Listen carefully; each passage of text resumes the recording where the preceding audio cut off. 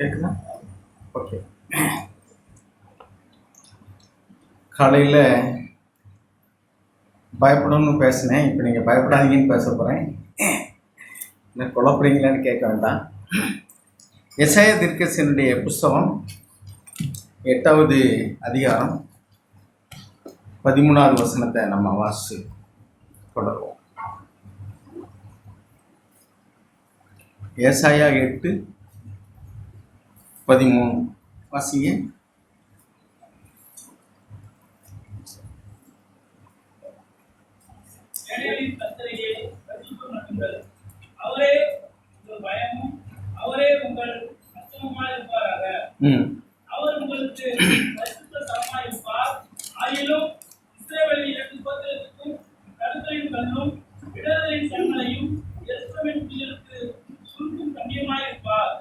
போதும். ஆங்கிலத்தில் ஒரு மொழிபெயர்ப்பில் எழுதியிருக்கு, if you fear God you need fear nothing else. நீங்கள் தேவனுக்கு பயந்தால் வேறு ஒன்றுக்கும் பயப்பட வேண்டிய அவசியமே இல்லை. பாருங்கள், இங்கே 41வது அதிகாரம் ஏசாயா தீர்க்கதரிசியினுடைய புஸ்தகம் 10வது வசனம் வாசிங்க.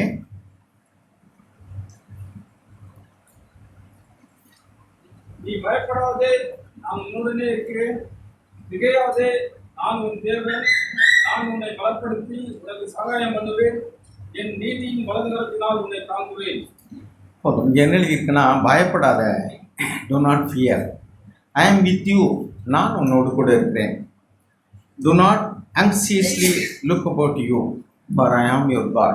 அதாவது தேவன் எனக்கு பயப்படு அப்படின்னு சொல்ல, அவரை கனம் பண்ணி ரெவரன்சியல் ஃபியர் அப்படின்னா அவர் தேவனாக இருந்து நம்மை ஆளுகை செய்கிற கர்த்தர். லூக்கா 12:32 வாசிங்களேன்.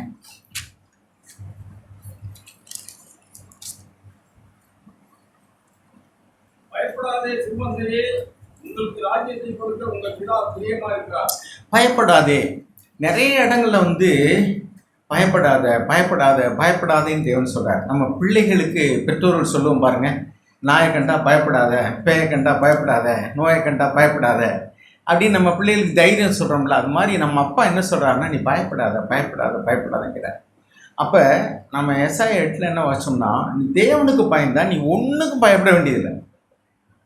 அதான் அதுக்கு அர்த்தம். ஒன்றுக்கும் பயப்பட வேண்டியதில்லை. தேவனே நம்முடைய அச்சமாக இருக்கும்போது, அவருடைய வார்த்தைகளுக்கு நம்ம பயந்து நடக்கும்போது வேற எதுக்குமே கவலைப்பட வேண்டியதில்லை. ஏன்னா அவர் நம்மை சூழ பாளையம் இறங்கி நம்மை பாதுகாக்கிற கர்த்தர்.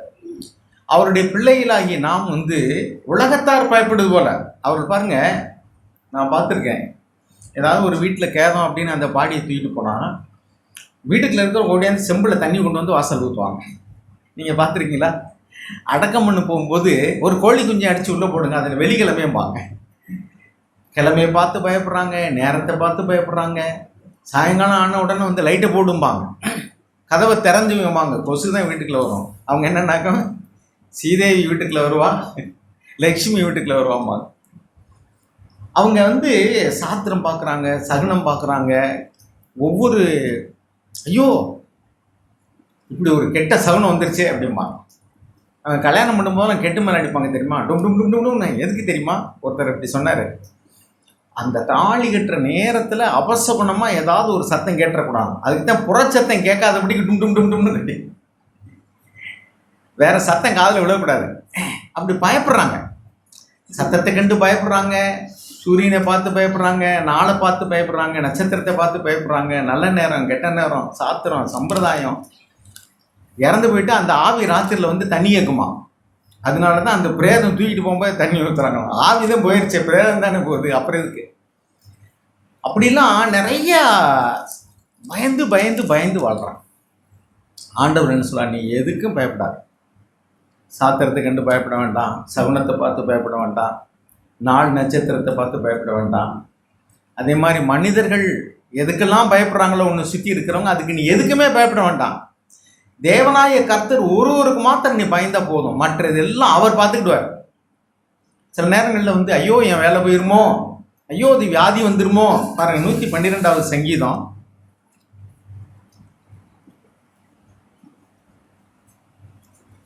ஒரு பாட்டுன்னு நினைக்கிறேன், நோயிலிருந்து விடுதலை, பேயிலிருந்து விடுதலை. அதனால் நம்ம வந்து நோய்க்கு பயப்பட வேண்டாம், பேய்க்கு பயப்பட வேண்டாம், கொள்ளை நோய்க்கு பயப்பட வேண்டாம். பைபிள் எழுதியிருக்கு. இப்போ 112 7வது வசனம் வாசிங்க. சங்கீதம் 112:7. துர்ச்செய்தியை கேட்கிறதுனால் பயப்படாம், அவன் இருதயம் கர்த்தரை நம்பி திடனாய் இருக்கும். போதும் பாருங்க.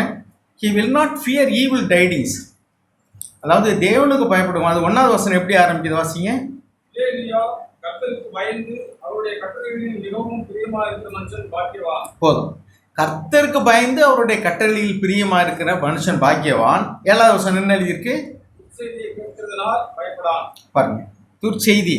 அங்கே கொள்ளை நோயா, இங்கே பேய் வருதான், இங்கே வந்து வேலையில இருந்து ஆளுகளையெல்லாம் தூக்க போகிறாங்களாம். இதெல்லாம் துர்ச்செய்தி. வியாதியை பற்றியதான துர்ச்செய்திகள், தொற்று நோய்களை பற்றியதான துர்ச்செய்திகள், அப்புறம் இயற்கையின் சீற்றங்களை பற்றியதான துர்ச்செய்திகள். சில நேரம் நம்ம ஒன்றுமே செய்ய முடியாது, கேள்விப்படலாம். கொரோனா வருது, ஐயோ அது அப்படியா இப்படியான்னு ஒரு காலத்தில் நாங்கள்லாம் பண்ணியிருக்கிறோம். கருணக்கிழங்கு வாங்கிட்டு வந்தால் கழுவுவோம், உருளைக்கிழங்கு வாங்கிட்டு வந்தால் கழுவுவோம், வெங்காயத்தை வாங்கிட்டு வந்தால் கழுவுவோம், மஞ்சள் பொடி போட்டுலாம் கழுவும். ஏன் தொற்று நோய் அப்படி தொத்திட்டு வருதுன்னு சொல்லிட்டாங்க. ஜாக்கிரதையாக இருக்கிறது, விழிப்பாக இருக்கிறது, எச்சரிக்கையாக இருக்கிறதெல்லாம் பயப்படுறதுன்னு அர்த்தம் கிடையாது. பயந்து நடுங்கிறதுங்கிறது உள்ளான ஆவியில் நடக்கிறது. எச்சரிக்கையாக இருக்கிறதுங்கிறது வேற. Be alert. பைபிள் அப்படி தான் இருக்குது. எச்சரிக்கையாக ஜாக்கிரதையாக அதாவது தப்பு கிடையாது. ஒரு ஏதாவது ஒன்று தொட்டால் நோய் தொற்று இருக்குது அப்படின்னா தொடக்கூடாது தான். அது மாதிரி நம்ம வந்து முகக்கவசம் அணிஞ்சிக்கணும்னா அணிஞ்சிக்கிடுங்க. சாக்க சொல்லுவாங்க தடுப்பூசி போடுறதுன்னா போட்டுக்கிடுங்க. ஏன்னா இதெல்லாம் எச்சரிக்கையாக இருக்கிறது. பயப்படுறதுங்கிறது என்னன்னா உள்ளான இருதயத்துக்குள்ளேயே ஐயோ இப்படி ஆயிருமோ அப்படி ஆயிருமா, சரி ஏதோ ஒன்று தப்பாக நடந்து போச்சு. நல்ல நேரம் பார்க்குறவங்களுக்கு வந்து கடைசியில் பார்த்தா அந்த நேரம் மோசம் அப்படின்னு ஏதாச்சும் ஐயோ தப்பான நேரத்தில் போய்ட்டு இவன் இப்படி பார்த்து சொல்லிவிட்டானேன்னு கோவப்படுவாங்க. நமக்கு வசதியான நேரத்தை நம்ம ஃபிக்ஸ் பண்ணுறோம் பாருங்கள். இப்போ கல்யாணங்களுக்கெல்லாம் ஃபிக்ஸ் பண்ணும்போது நேற்று தான் ஒரு கல்யாணத்துக்கு வந்து மண்டபம் ஃபிக்ஸ் பண்ண போனாங்களாம். சனிக்கிழமை நமக்கு வசதி, ஏன்னா அடுத்த ஞாயிற்றுக்கிழமை ஒரு நாள் வருதுங்கிறக்கா சனிக்கிழமை வேணும்னு கேட்டாங்களாம். அவங்க சொன்னாங்களாம் சனிக்கிழமை நீங்கள் கல்யாணம் வைப்பீங்களா அப்படின்னாங்க. நாங்கள் வைப்போங்க, உங்களுக்கு 10,000 ரூபா டிஸ்கவுண்ட் தரேன் நாங்கள். ஏன்னா அந்த கல்யாண மண்டபம் புக் ஆகாது. சனிக்கிழமை பெரும்போது அவங்க வந்து கல்யாணம் வைக்க மாட்டாங்க. அதனால் நீங்கள் கல்யாணம் வச்சா சும்மா அடக்கிற மண்டபம் தானே, உங்களுக்கு 10,000 நான் வந்து கம்மி பண்ணி தரேன்னாராம். அப்போ பாருங்க, மற்றவங்களுக்கு டிஸ்அட்வான்டேஜாக இருக்குது, நமக்கு அட்வான்டேஜாக இருக்குது. அன்றைக்கி கல்யாணம் வச்சிங்கன்னா சமயக்காரங்க கிடப்பாங்க. ஏன்னா மற்ற நாளில் எல்லோரும் முகூர்த்த நாள்னால் அன்றைக்கி மண்டபம் கிடைக்காது. அப்புறம் வந்து சமயக்காரங்களுக்கு டிமாண்ட் இருக்கும். நம்ம எப்படி தைரியமாக அதை பண்ணுறோம்? நம்ம எதுக்கும் பயப்பட வேண்டியது இல்லை. என்னுடைய வாழ்க்கையில் சொல்கிறேன், நான் வீடு கட்டும்போது எனக்கு பக்கத்தில் வந்து ஒருத்தர் வந்து ஒரு ஐயங்கார், ஜாதியை சொல்கிறேன் கோச்சுக்காதீங்க, நீங்கள் யார் இருக்கலாம். நான் சொல்கிறது வந்து அவர் பக்கத்தில் உட்காந்து இருப்பார். அவர் எனக்கு கூட வேலை பார்க்குற ஒரு ஸ்டாஃபே, எனக்கு சீனியர். நாங்கள் 2 பேரும் பக்கத்தில் உட்காந்து பேசிட்டுப்போம். அவர் வெத்தலை வகை போட்டுக்கிட்டு பேசிகிட்டே இருப்பார். இடையில ஏதாவது பேசுவோம். எல்லாரும் அவரை சாமிம்பாங்க, நான் சாருன்னு தான் கூப்பிடுவேன், அவர் என்னை சாருன்னு தான் கூப்பிட்டார். நல்ல மனுஷன் தான். ஒரு நாள் நான் வந்து வீட்டுக்கு படம் வரைஞ்சி அப்ரூவலுக்காக அனுப்பின சமயத்தில் டிராயிங் போட்டு, சார் இப்படி வீடு கட்ட போகிறேன் அப்படின்னு சொல்லி சொன்னோன்னு அவர் சொன்னார், எங்கள் கொடுங்க பார்ப்போம்னாரு. கொடுத்தேன். பார்த்துட்டு அப்படின்னு சிரிச்சார். அந்த வெத்தலை வாக்கு உள்ளே போட்டுட்டு சிரிச்சார். என்ன சார் சிரிக்கிறீங்க கேட்டேன். சொன்னார், சாத்திரம் பார்த்து தானே போட்டிருக்கீங்க, மனையடி சாஸ்திரப்படி எல்லாம் சரியாக இருக்குல்லன்னாரு. எனக்கு பயங்கர கோவம் வந்துருச்சு. ஏன்னா மனையடி சாஸ்திரப்படி போட்டேன், நான் இங்கே போட்டேன் கொண்டாங்கன்னு வாங்கி எல்லாத்தையும் இதில் காலடியை கூட்டு, இதில் அரையடியை கூட்டு, இதில் போடுறேன் வேணும்னா. ஏன்னா அப்போல்லாம் ஒரு வீம்பு வெறி. எது சொல்லுவேன்னா, தேவன் பட்சத்தில் இருக்கிறார். எங்கள் வீட்டு கொத்தனார்கள் இதுன்னு போகும்போது அவங்க சொல்லுவாங்க, இந்த மாதிரி பூஜை பண்ணணும், கிணறு வெட்டும்போது நாங்கள் பூஜை பண்ணணும். இது பாரு, என் இடத்துல நீ வந்து பூஜனை பண்ணவே கூடாது, அப்படின்னா நான் வேற ஆளை பார்த்துக்கிறேன், காசு வேணுமா தர்றேன். அவங்க தண்ணி அடிக்கிறது காசு கேட்பான், பூஜை வேணும்னு கேட்பான். தண்ணி அடிக்க காசு கேட்டால் கொடுப்பீங்களா? கொடுக்க மாட்டாங்க. அதனால் அந்த கார்பெண்டர் கூப்பிட்டிங்கன்னா, சார் நிலை வைக்கிற அன்றைக்கி வந்து எங்களுக்கு காசு கொடுப்போம் சார் பூசை. என் நிலையில் நீ என்னத்தையாவது வந்து சந்தனம் குங்குமம் வைக்கக்கூடாது, பூஜை பண்ணுற நான் சாமி கும்பிட்டுக்குறேன், என் இடத்துல நான் சாமி கும்பிட்றேன், வேணா நீ நில்லு, இல்லைன்னா போ. நீங்கள் முதல்ல சொல்லிட்டீங்கன்னா வந்துடுவாங்க. நீங்கள் அந்த ஆளை அமர்த்தின பின்னாடி சொன்னீங்கன்னா சரி, அவன் வந்து அதெல்லாம் முடியாது அப்படிம்பாங்க. நான் உனக்கு காசு வேணுமா தர்றேன், நீ போய் வாங்கி சாப்பிட்டுக்க, ஆனால் என் இடத்துல நீ எந்த சாமி கும்பிடக்கூடாது. அப்படி பயமுறுத்துவாங்க நம்மளை. இல்லாட்டி ஆபத்து நடந்துடும், அப்படியாக்கும் இப்படியாக்குன்னு சொல்லிட்டு. நான் வந்து அதெல்லாம் வீம்புக்கு, நான் அந்த காலத்தில் நான் பள்ளிக்கூடத்தில் படிக்கும்போது நான் ஆண்டவர் அறிவே இல்லை, நான் ஆர்சி கிறிஸ்தவன். அப்போ கூட எனக்கு தான் அப்பாவும் இல்லை அம்மாவும் இல்லை. நீ என்னத்தை நான் இழக்க போகிறேன்? இழக்கிறதுக்கு ஒன்றுமே இல்லை, முழுதும் குடிச்சாச்சு, நீ என்ன கூதலாவது வாடையாவது. அதனால இந்த கழுப்பு கழிச்சுன்னு சொல்லிட்டு என்ன பண்ணுவாங்க, இந்த பச்சை பானையில் பொங்கல் வச்சேன் பிசாசு ஓட்டினண்டான்னு சொல்லிட்டு அங்கே தேங்காய் உடைச்சு போட்டிருப்பான் அல்லது என்னத்தையாவது வச்சுருப்பாங்க. வீம்புக்குனால அதெல்லாம் போய் எடுக்கிறது, உடைக்கிறது, திமிர்றப்ப. கடவுள் நம்பிக்கைன்னு கிடையாது எனக்கு. அப்போல்லாம் நான் ரட்சிக்கப்படவே இல்லை. ஸ்கூலில் படிக்கும்போது என்ன சாமி எனக்கு அப்பாவும் இல்லை அம்மாவும் இல்லை ஒன்றும் கிடையாது, என்ன சாமியே அது போதாமா சும்மா ஏமாத்துறேங்க அப்படி போட்டு நான் அடிப்பேன். நான் எதுக்கு சொல்லுவேன்னா, அப்போ கடவுள் நம்பிக்கை இல்லாதனால. இப்போ தேவன் நம்ம பட்சத்தில் இருக்கிறார். தேவன் என்ன சொல்றாரு, பயப்படாத, நீ தைரியமாயிரு, திடன் கொள், நான் தேவன். துர்ச்செய்திகளை கேள்விப்படுகிறனால மற்றவங்க பயப்படுறாங்க, அவங்களுக்கு அச்சம்னு சொல்றது பயம்னு சொல்றதெல்லாம் உனக்கு பயமாகவே இருக்கக்கூடாது. அதனால் கிறிஸ்தவர்களாகிய நாம ஆண்டவர் சொல்றாரு, மற்ற மனிதர்கள் சாத்திரத்தை பார்த்து நல்ல நாள் கெட்ட நாள் பார்த்து அல்லது பேட் ஓமன்ஸ் ஏதாவது ஒரு சகுனம் சரியில்லைன்னு சொல்கிற மாதிரி நீங்கள் சொல்லவே கூடாது. அவர்கள் தேவனுக்கு பயப்பட மாட்டாங்க, கண்டதுக்கெல்லாம் பயப்படுவான். நாய்க்கு பயப்படுவான், பேய்க்கு பயப்படுவான், நோய்க்கு பயப்படுவான். நம்ம நோய்க்கும் பயப்பட வேண்டாம். அங்கே என்ன எழுதியிருக்கு, சங்கீதம் 90 என்ன எழுதியிருக்கு,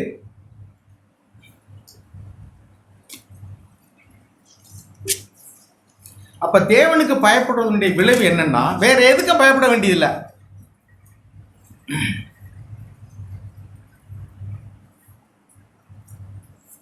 சங்கீதம் 90 91 கொள்ளை நோய்களுக்கு நீ பயப்பட மாட்டான்னு இருக்கும்ல. 91 பாருங்க, 91 2 வாசிங்க. நான் கர்த்தரை நோக்கி, நீர் என் அடைக்கலம், என் கோட்டை, என் தேவன், நான் நம்பி இருக்கிறவர் என்று சொல்லுவேன். 6வது வசனம், 5, 6 வாசிங்க. இரவில் உண்டாகும் பயங்கரத்துக்கும், பகலில் பறக்கும் அம்புக்கும், இருளில் நடமாடும் கொள்ளை நோய்க்கும், மத்தியானத்தில் பாழாக்கும் சங்காரத்துக்கும் பயப்படாதிருப்பாய். 11வது வசனம், உன் வழிகளெல்லாம் உன்னை காக்கும்படி உனக்காக தம்முடைய தூதர்களுக்கு கட்டளையிடுவார். உன் பாதம் கண்ணில் இடராதபடிக்கு அவர்கள் உன்னை தங்கள் கையில் எடுத்துக்கொண்டு போவார்கள். போதும். இந்த வசனத்தை தான் சாத்தான் வந்து ஆண்டவர்கிட்ட சொல்லி நீ குதியும் சொன்னான். அப்படி நம்ம தேவனை பரீட்சை பார்க்குற மாதிரி செய்யக்கூடாது. நான் வந்து நீ சர்ப்பங்களையும் தேள்களையும் எடுப்பாய், அதெல்லாம் உன்னை ஒன்றும் செய்யாது அப்படின்னு சொன்னால், சரி நம்ம வீம்பு போய் சர்ப்பத்தையும் தேளையும் எடுத்துக்கிட்டு இருந்தோம்னா கண்டிப்பாக. ஏன்னா பெருமை உள்ளவர்களுக்கு தேவன் ஏற்றின்ட்டான். இப்போ நீங்கள் வீட்டுக்குள்ளே வந்துருச்சு, வர வழியே இல்லை, தைரியமாக நீங்கள் வந்து ஒரு கம்பெடுத்து அடிக்கலாம், விரட்டி விடலாம். ஏன்னா இங்கே அவசியம் இருக்குது, தேவை இருக்குது, ஒரு வழி இல்லை. அதே சமயத்தில் அதை செய்யாதபடிக்கு நீங்கள் ஞானமாக செய்ய வழி இருந்துச்சுன்னா அதை செய்யுங்க, வீம்புக்கு செய்யக்கூடாது. ஆனால் தேவனை நம்புகிறவர்களுக்கு தேவன் ஒரு காலம் என்ன செய்ய மாட்டார், கைவிடவே மாட்டார். அப்போ இன்னொரு வசனத்தை நான் வாசிக்கிறேன் பாருங்க. யோவானோட சுவிசேஷம் 3வது அதிகாரம் 17வது வசனம் வாசிங்க. யோவான் 3:17.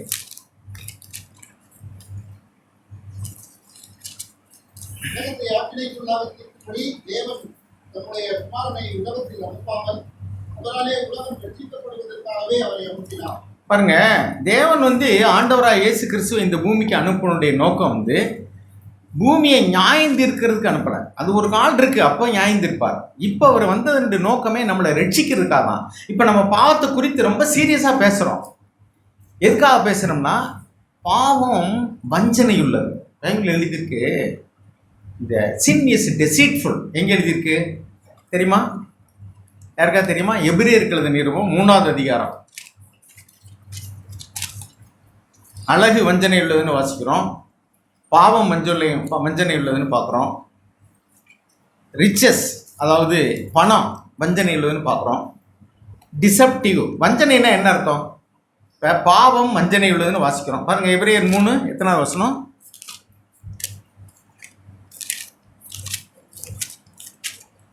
13 12-13 வாசகம்.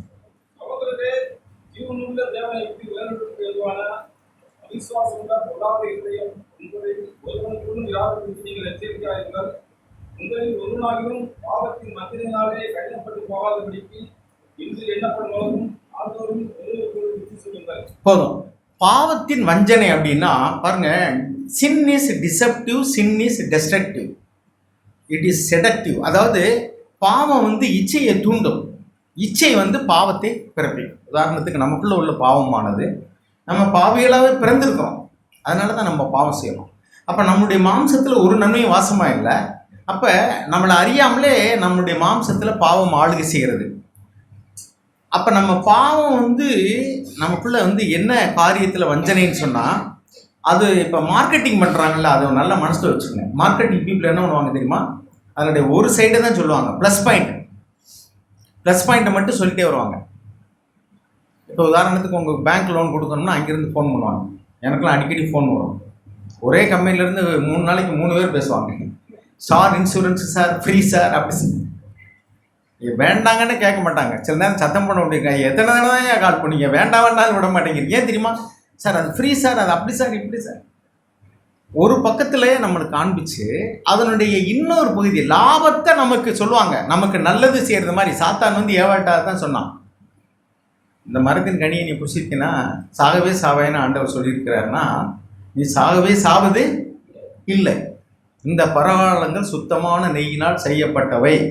நான் அந்த காலத்தில் திருச்சியில் ஜோசப் காலேஜில் படித்தேன். அதில் ஒரு ஹோட்டலுக்கு போவேன், அது சைவ ஹோட்டல். அதில் எழுதியிருப்போம், இங்கே உள்ள பலகாரங்கள் எல்லாம் சுத்தமான நெய்யில் செய்யப்பட்டவன்னு கொட்டை எழுதிட்டு ஒரு சின்ன இடத்துல அல்லன்னு போட்டிருக்கோம். இதுதான் டிசெப்டிவ்ங்கிறது. ஒரு பக்கத்தை மட்டும் காமிக்கிறது, அதை மட்டும் தான் நம்ம பார்ப்போம், இன்னொரு பக்கத்தை பார்க்க மாட்டோம். இப்போ நம்ம வந்து இன்சூரன்ஸு நீங்கள் ப்ரீமியம் கட்டினீங்கன்னா உங்களுக்கு இவ்வளோ கிடைக்கும் சார், ஆக்சிடென்ட் ஆனால் அவ்வளோ கிடைக்கும் சார், இவ்வளோ கிடைக்கும். இப்போ ஆக்சிடென்ட்டே ஆகலைன்னா என்ன கிடைக்கும், அம்போ சார் சொல்லுவானா எவனாது, நீ கட்டினதெல்லாம் போயிடுன்னு சொல்லுவானா எவனாது, பண்ண மாட்டாங்க.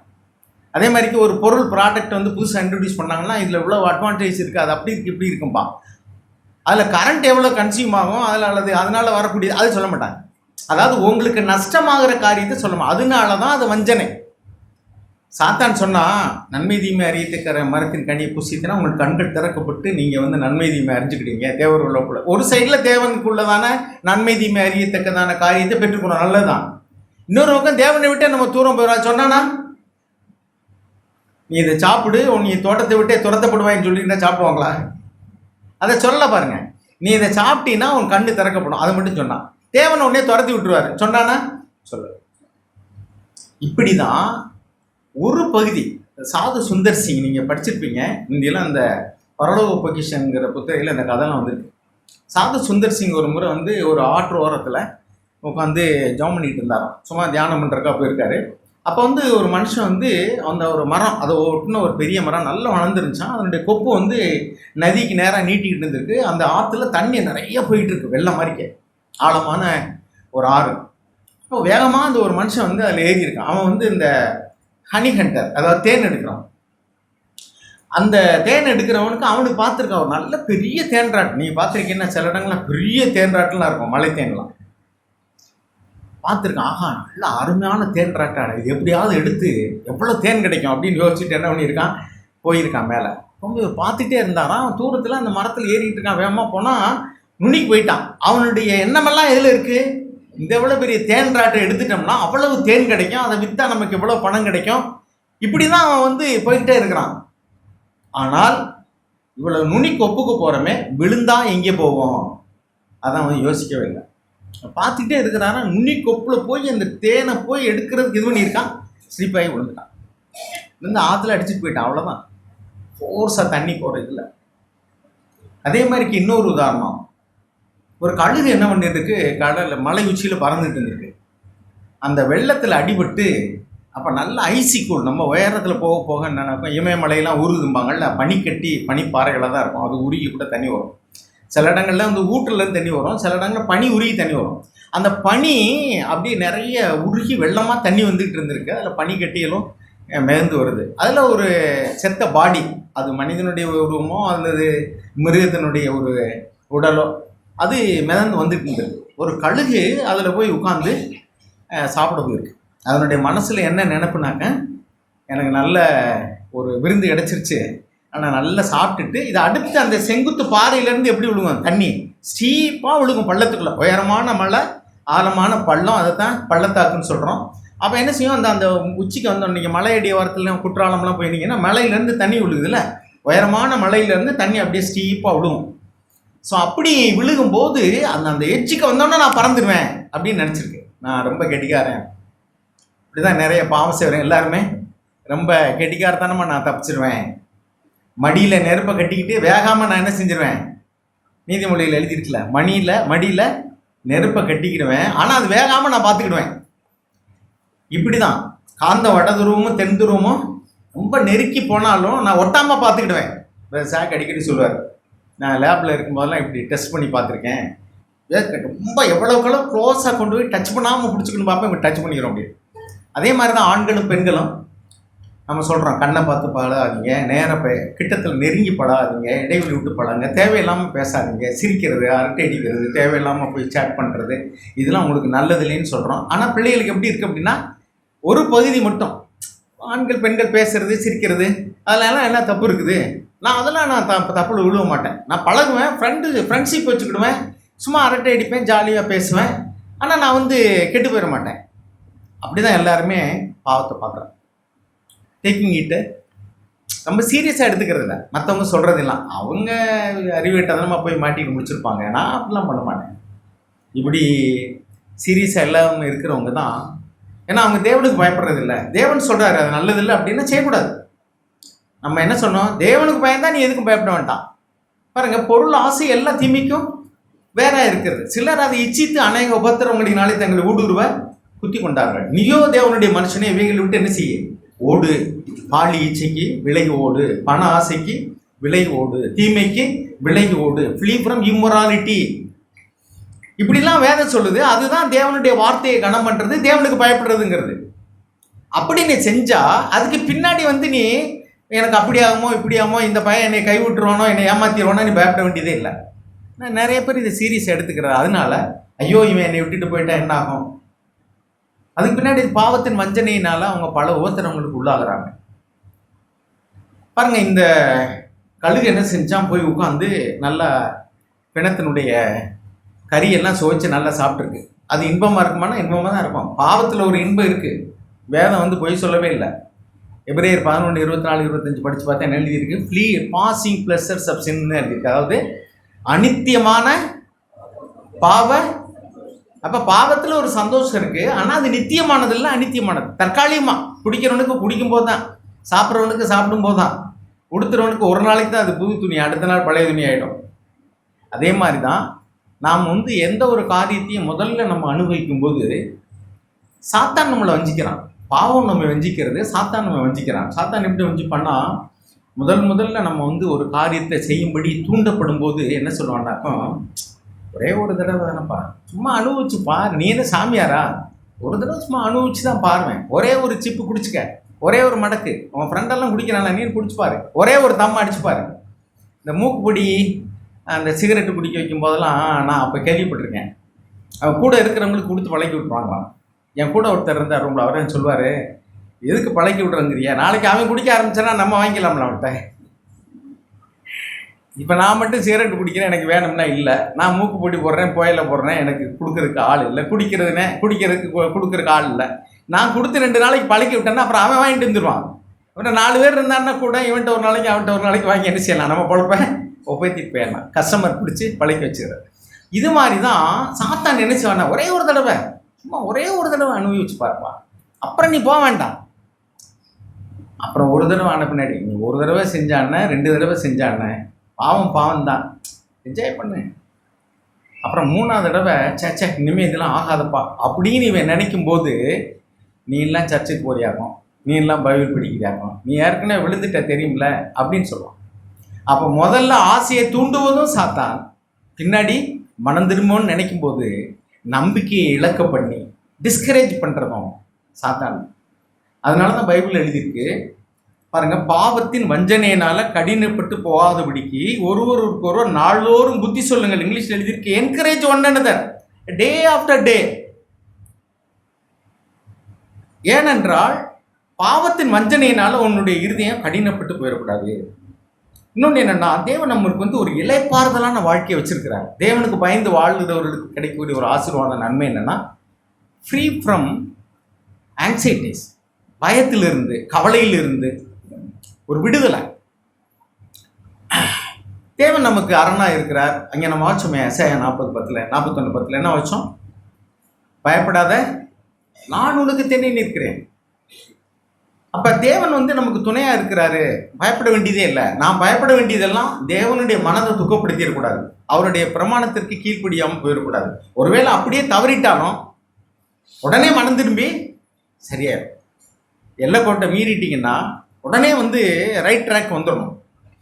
இப்போ நம்ம ரோட்டையெல்லாம் போட்டிருக்காங்க, ஒரு கோடு போட்டு இதுக்கு இங்கிட்டு நீங்கள் இது பாதசாரிகள் போகிறதுக்கு, இது வாகனம் போகிறதுக்குன்னு இருக்குது. நீங்கள் ஒரு நேரம் போகும்போது தவறி வாகனம் போகிற கோட்டை தாண்டிட்டீங்கன்னு வச்சுக்கோங்களேன், தெரிஞ்சிச்சு அப்படின்னு நினச்சணும், உடனே கரெக்ட் பண்ணி நம்ம பவுண்டரிக்குள்ளே போயிடணும், பாதசாரிகள் போகக்கூடிய கோட்டுக்குள்ளே. ஏன்னா வாகனம் அந்த பக்கம் வராது. நம்ம நடு ரோட்டில் போய்கிட்டு அவன் ஆர்ன் அடிப்பான்ல அப்படின்னு திமிரா போயிட்டு இருந்தோம்னா அவன் ஆர்ன் அடிக்காமல் விட்டாலும் போச்சு. ஸோ அதே மாதிரி தான் தேவன் வந்து நமக்கு ஒரு பாதுகாப்பான எல்லை கோட்டை வச்சிருக்கிறார். அதுதான் பிரமாணங்கள். அவருடைய கற்பனைகள் பாரமானதல்ல, அது நமக்கு பாதுகாப்பானவை. நீ இப்படி செய், இப்படி செய்யாத அப்படின்னு சொல்ற ஒவ்வொரு கட்டளைகளும் நமக்கு பாதுகாப்புக்காக தேவன் கொடுத்தது, அன்பினால கொடுத்தது. இப்போ வந்து இது ஒன் வே, இப்படிதான் வாகனம் போகணும், இதில் வரக்கூடாது அப்படின்னு எதுக்காக வச்சிருக்காங்க ரூலு? இதே வழியில் ஒருத்தன் போய் ஒருத்தர் எதிர்த்தாப்புல வந்து ஆக்சிடென்ட் ஆகும். அதனால தான் நீ இந்த ரூட்டில் வந்து நீ போகலாம் வரக்கூடாது, அந்த ரூட்டில் வரலாம் போகக்கூடாதுன்னு வச்சுருக்காங்க. ஸோ தேவன் கொடுத்த பிரமாணங்கள் எல்லாம் அன்பினால தேவன் நமக்கு கொடுத்துருக்கார், நம்ம பாதுகாப்புக்காக, நம்ம நன்மைக்காக கொடுத்துருக்கிறார். அதனால தான் தேவனுக்கு பயந்து அதை கணம் பண்ணு கீழ்ப்படின்னு சொல்கிறோம். சப்போஸ் நீங்கள் மீறிட்டீங்க, அப்பொழுதும் தேவன் வந்து நான் சொன்னதை கேட்காம போனியா சாவு அப்படின்னு சொல்ல மாட்டேன். ஏன்னா அவர் எதுக்காக வந்தாராம்? எதுக்காக வந்தார்? ரட்சிக்கிறதுக்கா. இதை நம்ம நல்லா புரிஞ்சுக்கணும். நம்முடைய தேவன் அன்பின் தேவன்.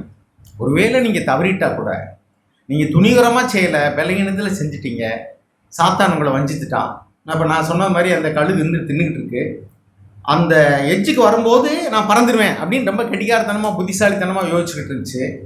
கடைசியில் என்னென்னா அந்த ஐஸில் நல்லா கூல் ஆகிடுச்சுல பாடி, அந்த நெகம்லாம் வந்து அந்த சதைக்குள்ளே மாட்டிக்கிடுச்சு.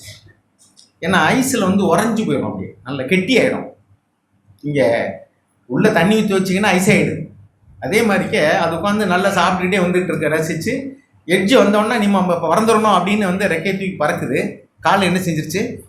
மாட்டிக்கிடுச்சு. நகங்கள் வந்து அந்த சதை ஐஸ்னால் கூலாகி கிடிக்குடியாக நல்லா பிடிச்சிக்கிடுச்சு, காலம் எடுக்க முடியல. பறந்து பறந்து பார்க்குது, உண்மையில் பறக்க தான் நினச்சிச்சு, விட்டு விலகத்தான் நினச்சிச்சு, முடியல.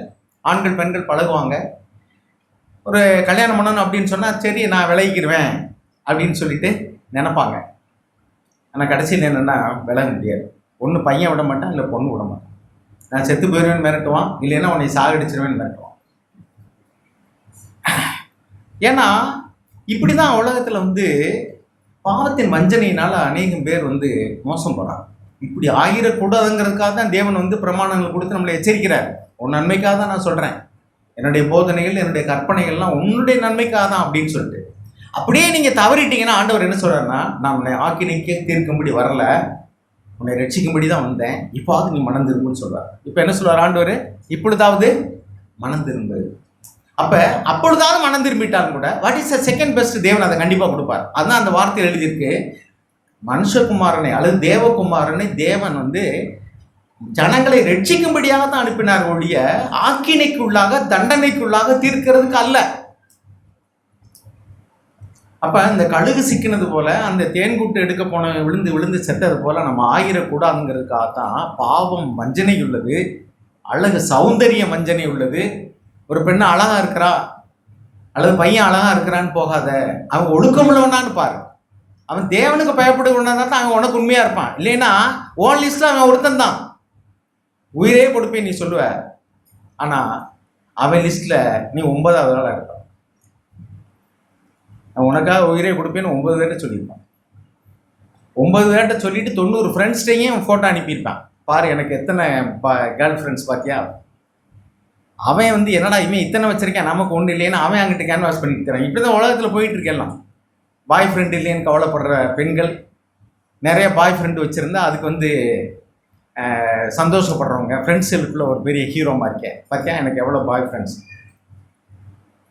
அழகாக இருக்கக்கூடிய பெண்களுக்கு வந்து நிறைய பாய் ஃப்ரெண்ட்ஸ் இருக்குன்னு சந்தோஷம். ஒரு பழமொழி இருக்கு, அதிக ஓட்டையுள்ள சட்டையும் அதிக அழகுள்ள பெண்ணும் எந்த ஆணிலும் மாட்டிக்கொள்ளும் அப்படின்னு என்ன அர்த்தம்? அதிக அழகா இருந்தா எந்த ஆண்டையாவது மாட்டிக்கிடுவா, அதிக ஓட்டையுள்ள சட்டையா இருந்தா எந்த ஆணியிலும் என்ன செய்யும், தூக்கி போட்டோம்னா ஒரு ஆணி லேஸ் அப்படின்னு இருந்தால் அதில் மாட்டிக்கும். ஒரு பழமொழி தான் இது, வந்து சத்திய வேகத்தில் உள்ள நினைக்க வேண்டாம். இதெல்லாம் வந்து எச்சரிக்கையாக நமக்கு வந்து ஒழுக்கங்களை கற்பிக்கக்கூடியதான போதனைகள். நல்லதை நம்ம எங்கே இருந்தாலும் எடுத்துக்கிறோம், ஜாக்கிரதையாக இருக்கணும். அழகாக இருக்கிறது பாவம் இல்லை, ஆனால் அசட்டையாக இருக்கிறது தான் நம்மளை பாவத்துக்கு நேராக கொண்டு போயிடும்.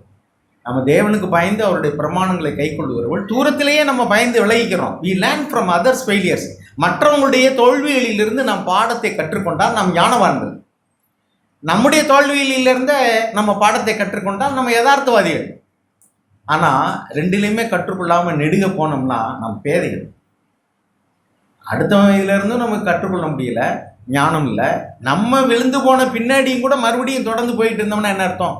சில பேர் சூதாட்டத்தை போய் பணத்தை விடுவான். முதல்ல அவன் என்ன செய்வான்? ஆசைவார்த்தை காமிக்கிற மாதிரி வந்து கொஞ்சம் நம்ம காசு கிடைக்கிற மாதிரி. எங்கள் ஊர் பக்கத்தில் ஒரு மையம் 22 லட்சம் கடன் வச்சுட்டான் அவன் பையன். நல்ல பையன் தான். எப்படி நான் கேட்டால் ஏதோ ஷேர் மார்க்கெட்டில் போட்டேன்னா அது ஏதோ ஒரு சூதாட்டம் இருக்கே. அவனுக்கு முதல்ல ஒரு 4-5 லட்சம் பணம் கிடச்சிருக்கு. அது அம்மாட்டையும் சொல்லிட்டேன், அம்மா பார்த்தீங்களா உழைச்சா கூட இவ்வளோ சம்பாதிக்க முடியாது, பாருங்கள் 2 3 நாளில் நான் இவ்வளோ சம்பாதிச்சிட்டேன். அடே அப்பா அப்படியாப்பா? அப்பாட்ட சொல்லிடுறாங்க, எனக்கு ஒரு 10 லட்சம் வாங்கிக்கணுங்க, சேர்த்து போட்டோம்னா 10னா 20 கிடைக்கும். உள்ளதும் போச்சுடா உள்ள காணி. ஏற்கனவே சம்பாதிச்சதும் போய் மேற்கொண்டு 22 லட்சம் கடன் வந்துருச்சு. அம்மாவும் பிள்ளையுமா சேர்ந்து அப்பாவுக்கு தெரியாமல் நாடகம் ஆடி பணத்தை திரும்ப கொடுக்க முடியல. கடன்காரன் தேடி வந்துட்டாங்க. அப்போ எல்லாருக்கும் வெளியிறங்கம் ஆயிடுச்சு. பண ஆசை எல்லா தீமைக்கும் வேறாக இருக்குது. தேவனுக்கு பயந்தோம்னா அநியாயமாக வரக்கூடிய எந்த பொருளும் எனக்கு வேணாம்ப்பா. நான் சம்பாதிக்காத பணம் ஒத்தரவோடு எனக்கு வேண்டாம். இலவசமாக கொடுக்குறேன், சும்மா கொடுக்குறேன். சில பேர் சொல்லுவாங்க, சார் சும்மா கொடுக்குறேன் சார், எடுத்துகிட்டு போங்க சார். நீ சும்மா கொடுத்தானே எனக்கு வேண்டாம்யா, நான் சம்பாதிச்சது நேர்மையாக உள்ளது மட்டும் எனக்கு போதும் அப்படின்னு எத்தனை பேர் சொல்கிறோம். நம்ம கடையில் போய் ஜாமான் வாங்குகிறோம், 5 ரூபா வந்து தெரியாமல் கொடுத்துட்றாங்கன்னு வச்சுக்கோங்களேன். நாம் நேர்மை உள்ளவங்களாம் கடவுளுக்கு பயந்தப்படாருன்னா இந்தாங்க நீங்கள் கொடுத்ததில் 5 ரூபா கூட வச்சுக்கிடுங்கன்னு சொல்லிட்டோம். அவங்க வந்து ஒரு வேலை இல்லை சார் பரவாயில்ல நீங்கள் வச்சுக்கிடுங்க, நான் வந்து எனக்கு கட்டும் அப்படின்னு சொன்னால் தட்ஸ் ஓகே. ஆனால் அவன் தெரியாமல் கொடுத்துருப்பான். நாம் வந்து அதை மறைச்சி எடுத்துகிட்டு விட்டோம்னா தேவனுக்கு பயம் இல்லைன்னு அர்த்தம். பண ஆசை தெய்வ பயத்துக்கு விரோதமாக இருக்குது. ஸோ இப்படி தான் நாம் வந்து இன்னொன்று என்னென்னா அவிசுவாசம். சாத்தான் நினைச்சுவான்னா உன் பாவத்தையெல்லாம் தேவன் மன்னிக்க மாட்டார். எத்தனை முறை நீ வந்து துணிகரமாக பாவம் செஞ்சுட்டு ஆண்டவர்கிட்ட போனால் அவனுக்கு மன்னிச்சுடுவாரா? உனக்கெல்லாம் மன்னிப்பே கிடையாது. பெரிய பாவம். ஆண்டவராக இயேசு கிறிஸ்துடைய ரத்தத்தினால கழுவப்பட முடியாத பாவமே கிடையாது. நீ விபச்சாரக்காரனாக இருந்தாலும் சரி, விபச்சாரியாக இருந்தாலும் சரி, கொலைகாரனாக இருந்தாலும் சரி, உண்மையாக மாத்திரம் உன் பாவத்தை நினைச்ச மனம் வருந்தி திருந்தினா கண்டிப்பாக தேவன் நினைச்சுவார். என்னிடத்தில் வருகிற ஒருவனையும் நான் புறம்பே தள்ளுவதில்லை. இதெல்லாம் எதுக்கு தேவன் சொல்றாரு? நீ பயப்படாதேன்னு ஏன் சொல்றாரு? நீ மனம் திரும்பிட்டா பயப்படவே வேண்டும். என்னிடத்தில் வருகிற ஒருவனையும் நான் புறம்பே தள்ளுவதே இல்லை. 2 உதாரணத்தை நான் உங்களுக்கு சொல்ல ஒரு முறை. யோவான் எழுதின சுவிசேஷம் 8வது அதிகாரம்.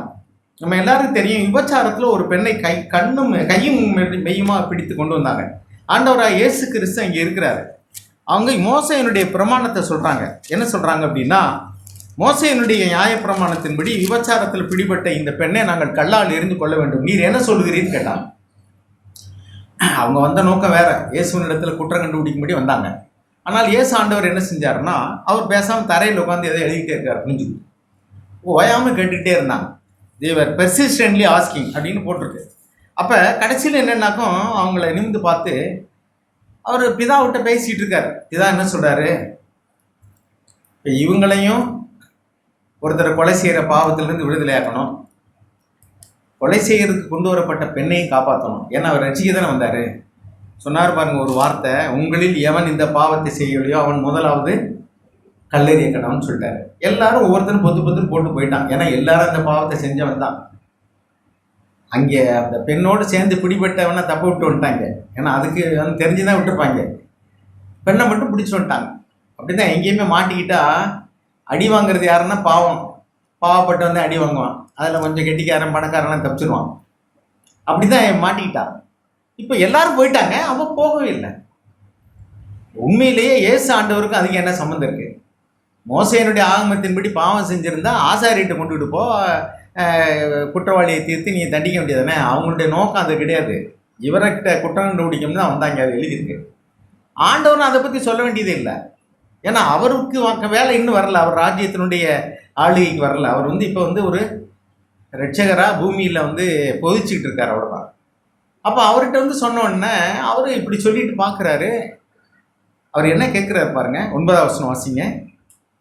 அவர்கள் அதை கேட்டு தங்கள் மனசாட்சியினாலே கடித்துக் கொள்ளப்பட்டு வெளியோர் முதல் சிறியோர் வரைக்கும் ஒவ்வொருவராய் போய்விட்டார்கள். ம் இயேசு தனித்திருந்தார். ம் அந்த ஸ்திரீ நடுவே நின்றார். ம் இயேசு நிமிர்ந்து அந்த ஸ்திரீயை தவிர ம். வேறொருவரையும் காணாமல், ம் ஸ்திரீயே, உன்மேல் குற்றம் சாட்டுகிறவர்கள் இங்கே, ஒருவனாயிலும் உன்னை ஆக்கினைக்குள்ளாக தீர்க்கவில்லையா என்றார். ம் அதற்கு அவர், இல்லை ஆண்டவரே என்றார். ம் இயேசு அவரை நோக்கி, நானும் உன்னை ஆக்கினைக்குள்ளாக தீர்க்கிறதில்லை, நீ போ, இனி பாவம் செய்யாதே என்றார். பார்த்தீங்களா அந்த வார்த்தையில் ரெண்டு. ஒன்று, நான் உன்னை ஆக்கினைக்குள்ளாக தீர்க்கல. அவள் விபச்சாரத்தில் பிடிபட்டது கையுமேயுமா பிடிபட்ட, போக்கு சொல்றதுக்கு இடமே இல்லை. ஆனால் இப்போ அவள் மனம் திரும்பி விட்டாள். மனம் திரும்பலைன்னா நான் ஓடி போயிருப்பாள். ஏசாண்டவரே ஏமா ஓடுற அப்படின்னு கேட்க மாட்டாரு. ஏன் அவருக்கு அதுக்கு சம்மந்தமே இல்லை. ஆனால் அவர் என்ன சொல்றாரு, ஏமா நீ போகலையா, உங்க மேலே குற்றம் சாட்டினவங்கள எங்கம்மா போயிட்டாங்க ஆண்டவரே. அவள் எந்த சந்தர்ப்பத்தில் அப்படிப்பட்ட பாவத்துக்கு உள்ளானோட தெரியாது. ஆனால் இப்பொழுது அவள் வருந்துகிறார். கோர்ட்டில் நடுக்கொண்டு நிறுத்தின்னு எழுதியிருக்கு. ஏன்னா ஆண்கள் புடை சொல்ல நிறுத்திட்டு ஒரே ஒரு பெண்ணை நடுக்கொண்டு நிறுத்தி கையும் மெய்யுமா பிடிச்சிட்டேன். என்ன சொல்றீங்கன்னு கேட்டால் அவன் வாய் திறக்காமல் நிற்கிறான். ஏன்னா மறுப்பு சொல்ல ஒன்றுமே இல்லை. ஆனால் இப்போ எல்லாரும் ஓடி போயிட்டாங்க, அவன் ஓடவே இல்லை. அப்படின்னு என்ன அர்த்தம்? அவள் தன் பாவத்தை உணர்ந்து விட்டார். அவள் அப்படியே குற்ற உணர்வோடு கூட நிற்கிறார். ஆண்டவர் சொல்றார், நானும் உன்னை ஆக்கினைகளாக தீர்க்க மாட்டேன். அதோட நிறுத்தலை, நீ போ, அதோட நிறுத்தலை. என்ன சொல்றாரு, இனி அங்கேதான் ரட்சிப்பு. அப்போ ஆண்டவர் யோவான் 3 என்ன சொல்றாரு 17, மனுஷகுமாரன் எதுக்கு வந்தாரு? ஆக்கினைக்குள்ளாக தீர்க்க வரல, ரட்சிக்கிறதுக்காக வந்தேன். ஐ டோன்ட் கம் டு கண்டம் you, I don't come to judge you. உன்னை நியாயம் தீர்க்கிறதுக்கோ உன்னை ஆக்கினைக்குள்ளாக தீர்க்கவோ நான் வரல, ரட்சிக்கிறதுக்காக வந்தேன். ஒரு இடத்துல யோவான் அப்போஸ்தலன் சொல்லுவாங்க, சமாரியர்கள் இயேசு ஆண்டவர் எருசலேமுக்கு போக மனதாக இருக்கும்போது சமாரியன் வழியாக போகிறதுக்கு போகிறாரு. அப்போ சமாரியர்களுக்கும் யூதர்களுக்கும் பிடிக்காது. அவங்க கலப்பினோம், அவங்க பிடிக்காது. ஜாதி பயங்கர வித்தியாசம் பார்க்குறவங்க அவங்க தண்ணியோட குடிக்க மாட்டாங்க. நமக்கு தெரியும், யோவான் 4 நம்ம வாசிக்கிறோம். அப்படிப்பட்ட சூழ்நிலையில் ஆண்டவராக இயேசு கிறிஸ்து அந்த வித்தியாசம்னு எனக்கு பார்க்கல. அவர் போகிறாரு. அவர் எருசலேமுக்கு போகிறதுக்கு இங்கே ஓஹோ அந்த யூதர்களிடத்தில் போகிறதுக்கு இவர் நம்ம ஊர் வழியாக வராரு, வரக்கூடாது அப்படின்ட்டாங்க. அவ்வளோ எதிர்ப்பு. அப்போ சிலருக்கு பயங்கர கடுப்பாயிடுச்சு. ஏன் நாங்கள் தான் பார்க்கணும், நாங்களே பார்க்காம கொண்டா நீங்கள் எங்களுக்கு உள்ளே வரக்கூடாதுன்னு சொல்லியோ. ஆண்டவரே, வானத்திலிருந்து அக்கினி வர வச்சு எலியா செஞ்சது போல் அவங்களெல்லாம் அழிச்சிடட்டுமா அப்படின்னு ஏசாண்டவன் என்ன சொன்னார், நீங்கள் இன்னாவி உள்ளவர்கள் என்று அறியீர்களாம். மனுஷகுமாரன் ஜனங்களை ரட்சிக்கிறதுக்கு வந்தார், ஒளி அழிக்கிறதுக்கு இல்லை அப்படின்னு சொல்லிட்டு அவங்கள கடிந்து கொண்டார். அதே மாதிரி தான் இங்கே என்ன சொல்கிறாருன்னா, நான் ஆக்கினைக்குள்ளாக தீர்க்க வரல, ரட்சிக்கிறதுக்காக நீ போ, இனி பாவம் செய்யாது, இனி பாவம் செய்யாது. நீ அறியாமையில் செஞ்சுருக்கலாம் அல்லது அறிஞ்சோ கூட செஞ்சுருக்கலாம், ஆனால் இனிமே செய்யாது. அதுக்கு தான் நான் வந்தேன், அந்த செய்தியை சொல்ல தான் நான் வந்தேன். இப்போ இந்த ஸ்ரீ இப்படி கற்பனை பண்ணி பாருங்க, உலகத்தின் முடிவில் நியாய தீர்ப்பு நாள். இந்த பெண்ணை ஆண்டவரோட சொன்ன வார்த்தைக்கு மதித்து அவள் வாழ்ந்துட்டான். அதுக்கு பின்னாடி அவளோட ரெஸ்ட் ஆஃப் த லைஃப் அவள் பாவமே செய்யலை. பாவம்னா என்ன, முறைப்படி ஒரு வேளை கல்யாணம் பண்ணி வாழ்ந்துருக்கலாம், கல்யாணம்னா பாவம் செய்யலை. இந்த ஸ்ரீ நியாய தீர்ப்பு நாளில் எல்லாரும் நிற்கும் போது ஆண்டவர்கிட்ட வர, ஆண்டவர் நியாயஸ்தானத்தில் உட்காந்துருக்காரு. இப்போ அந்த வட்டம் வரும்போது, ஐயோ இவர் என்ன சொல்ல போகிறாருன்னு பயந்துட்டு வந்திருப்பாடா சொல்லுங்கள். எப்படி வந்திருப்பா? அதை முதல்ல கொஸ்டின் அவுட் பண்ணிட்டார். அவர் என்ன சொல்லிட்டாரு, நான் உன்னை ஆக்கினைக்குள்ளாக தீர்க்க மாட்டேன், நீ போ, இனி பாவம் செய்யாது. அப்போ எப்படி வருவா? அப்பா ஏசாண்டவர் உட்காந்துருக்காரு. நியாயஸ்தலத்தில் யார் உட்காந்துருக்கா? அவர் முன்னாடியே சொல்லிட்டார், என்னை நியாய தீர்க்கவே மாட்டேன், நம்பிக்கையோடு வருவா இல்லையா? பிரைஸ் எல்லாம் அந்த ஆண்டவர் தான் சொல்கிறார், நீ போ, இனி பாவம், நான் உன்னை ஆக்கினைக்குள்ளாக தீர்க்க வரல. ஒருவேளை நீங்கள் பாவத்தில் தவறிட்டா கூட ஆண்டவர் என்ன சொல்லுவார், நீ போ, இனி. அவர் எப்போதுமே இப்படி தான் சொல்லுவார், வசதியாக போச்சு. இன்றைக்கி அப்படி தான் சொல்கிறாங்க, சூப்பர் கிரேஸு, ஹைப்பர் கிரேஸு அப்படிலாம் ஒரு கூட்டம் அலையுது. என்னென்னா, நீ என்ன பாவம் செஞ்சாலும் சரி, ஏற்கனவே செஞ்ச பாவத்தை மாத்திரம் இல்லை, நீ இனிமேல் செய்ய போகிற பாவத்துக்கு சேர்த்து ஆண்டவர் உன்னையே மன்னிச்சிட்டாரு. அதனால் என் கட்சியில் சேர்ந்துட்டில்ல, நீ துணியரமாக என்ன வேணாலும் செய், நான் உனக்கு இப்போவே அட்வான்ஸாக ஞானஸ்தானம் கொடுத்தேன். செஞ்ச பாவத்துக்கு மாத்திரம் இல்லை, செய்ய போகிற பாவத்துக்கு சேர்த்து. இப்படி ஒரு கூட்டம் சொல்லிக்கிட்டு அழைக்கிறாங்க. தே ஹவ் கிரப்ட் இன் அன்னோட்டிஸ்ட். கிருபையின் உபதேசம், ஹைப்பர் கிரேஸ் அப்படின்னா என்னன்னாக்கும், ஏசு ஆண்டவர் உன்னைய ரட்சித்துட்டார் அப்படின்னு சொன்னால் நீ என்ன பாவம் செஞ்சாலும் பரவாயில்ல. இன்னைக்கு சில அரசியல் கட்சியில் அப்படி தானே, அவங்க கட்சியில் போய் சேர்ந்துட்டா ஊழலே இல்லை, நேர்மையான ஆளுக்குவாங்க. அவங்க கட்சி விலகிட்டா அடுத்த நாளே சொல்லுவாங்க, என்னென்ன ஊழல்லாம் செஞ்சுருக்காங்க, ஊழல் வாங்கி. நேற்று இல்லைன்னா இன்னைக்கு இருக்கேன்னா, ஆமாம் வாபஸ் வாங்கியாச்சு, மன்னிப்பு வாபஸ் வாங்கப்பட்டது. ஆண்டவர் சொல்கிற வார்த்தை தான், நீ போ, இனி பாவம் செய்ய.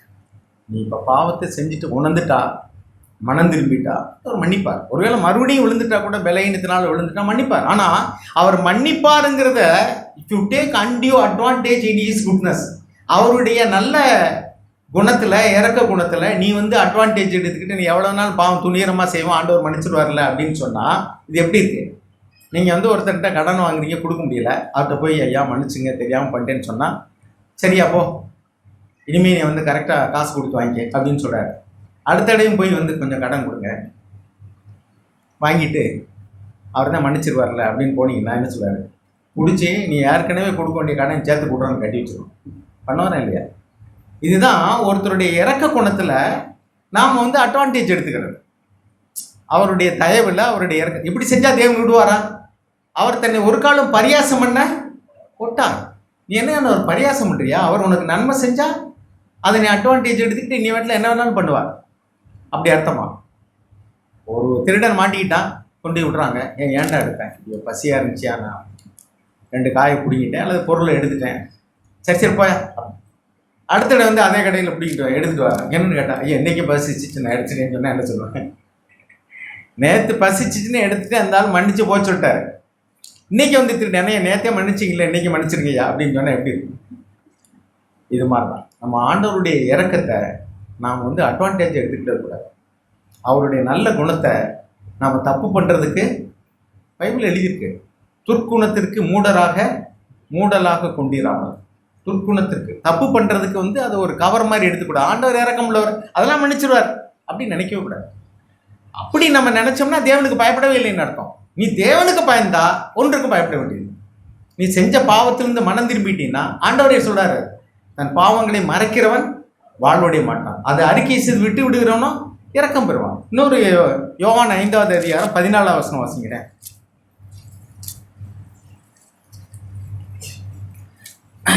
பெதஸ்தா குளத்தில் வந்து அந்த ஆட்டு வாசல், ஷீப் கேட் அப்படின்னு சொல்லுவாங்க, அப்படி ஒரு வாசல். அந்த இடத்துல வந்து நிறைய பேர் வந்து நோயாளிகள் வந்து அந்த இடத்துல சுற்றி தங்கியிருப்பாங்க. அதை ஒரு தூதன் இறங்கி கலக்கிறதாகவும் அந்த நேரத்தில் முதல்ல போய் அந்த குளத்தில் இறக்குறவனுக்கு சுகம் கிடைக்கும், என்ன வியாதி இருந்தாலும் சுகம் கிடைக்குங்கிற ஒரு நம்பிக்கையில் 38 வருஷமாக ஒரு மனுஷன் வந்து தங்கியிருக்கிறான். ஆனால் ஆண்டவர் போய் சந்திக்கிறார். சந்திச்சு போய் நீ சுகமாக விரும்புகிறான்னு கேட்குறாரு. ஆண்டவரே, ஒவ்வொரு முறையும் நான் வந்து அந்த தூதன் கலக்கும்போது எவனா ஒருத்தன் முன்னாடி போயிடுறான், நானும் 38 வருஷமாக இங்கே இருந்துக்கிட்டு இருக்கேன், காத்துக்கிட்டு இருக்கிறேன் அப்படின்னா 38 வருஷமும் இன்னும் அவனுக்கு ஏதோ ஒரு நம்பிக்கை இருக்குது, அவன் காத்துட்டு இருக்கிறான். அவனுடைய விசுவாசத்தை பார்த்து தேவன் அவனுக்கு சுகமாக்க விரும்பினார். ஆண்டவர் போய் கேட்குறாரு. அப்போ அவன் சொல்கிறான், இது மாதிரி நான் சுகமாக்க விரும்புகிறேன். 6வது வசனத்தில் ஆண்டவர் கேட்குறாரு, to you wish to get well? நீ சுகமாக விரும்புகிறாயா? ஆமாண்டவரே அப்படின்னு சொல்லிட்டான். இப்போ என்ன சொல்கிறாரு, நீ உன்னுடைய படுக்கை எடுத்துக்கொண்டு நடன்னு சொல்கிறார்.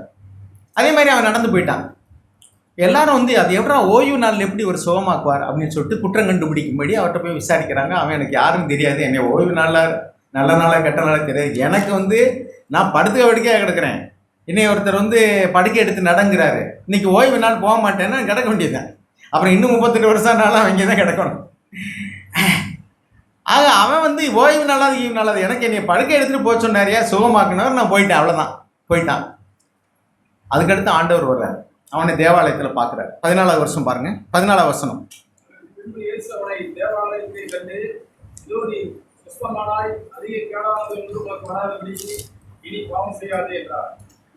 நீ இதை சுகமானாய், அதிக கேடானது ஒன்றும் வராதபடிக்கு என்ன சொல்றாரு? இனி இதுல இருந்து ஒரு காரியத்தை கற்றுக்கணும்.